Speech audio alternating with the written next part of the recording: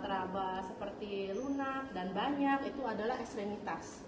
Ya, kemudian di sini kalau misalkan teraba melengkung, bulat, nah ini punggung karena masih muter terus sebelum 36 minggu ya. Jadi mengetahui apa yang kanan dan kiri itu Leopold 2. Leopold 3 kita mengetahui apa yang menjadi bagian bawah ya, sambil diraba ini. Nah, kalau misalkan keras, bulat itu kepala ya. Kalau misalkan lunak ya, melenting itu adalah bokong.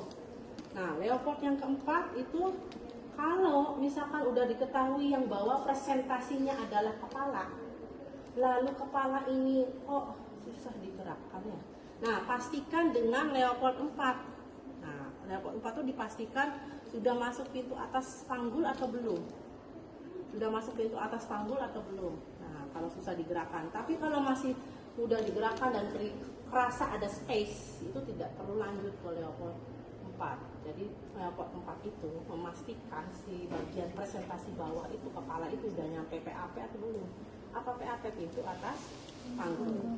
Nah, oke, tadi inspeksi udah linear negra, Stresmat dan juga Leopold sampai Leopold 4. Selanjutnya adalah pengukuran TFU. Pengukuran TFU yang pertama dengan menggunakan midline.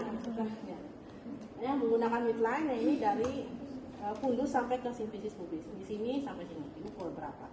Nah, untuk mengetahui usia kandungan berarti tinggal dikali berapa? Kalau minggu kali 8 kali 8 per 7. Jangan main, benar semua rata-rata ya. Nah, kemudian kalau bulan dibagi berapa? 3,5 ya. Nah, tapi jawaban uji kom itu tidak selalu bulan untuk ini, tapi jawabannya jari. Nah, ini dengan jari kita bisa memulai pengukuran TFU itu dari mulai usia 3 bulan. Nah, ini yang harus kalian hafal terus. Dimulai dari usia 3 bulan di mana? Berarti 3 jari di atas simfisis pubis 3 bulan. 4 bulan di tengah-tengah simfisis pubis dan pusat. 5 bulan 3 jari di bawah pusat. 6 bulan setinggi pusat. 7 bulan 3 jari di atas pusat. 8 bulan di tengah-tengah pusat dan prosesus sifoideus atau PX. 9 bulan 3 jari di bawah prosesus sifoideus atau PX. Kalau misalkan grogi di penguji ya PX, tapi harus tahu PX apa ya. Nah, itu ya. Jadi nanti kalau ditanya TFU-nya HPHT-nya segini. Sekarang dia konsumnya tanggal segini. Nah, berarti sekarang umurnya berapa, kan bisa dikurangi dari HPHT, paham ya? Dari HPHT kan tahu takseropatusnya kapan. Nah, dia tanggal berobatnya sekarang, berarti tinggal dikurangi kan. Nah, usia pada saat itu pilihan jawabannya bisa jadi tadi jari pilihannya. Nah, misalkan 7 bulan nggak tahu kalau 7 bulan sebenarnya 3 jari di atas pusat, tapi karena tahu hafal ya udah pilih gitu. Itu ya, maksudnya itu harus hafal. Nah, itu TFU ya. Selanjutnya pemeriksaan DJJ, denyut jantung janin normalnya 120 sampai 160. Nah, DJJ itu ya, dengarkan, DJJ itu sekarang menggunakan Doppler. Nah, kalau ini adalah stetoskop monoaurel.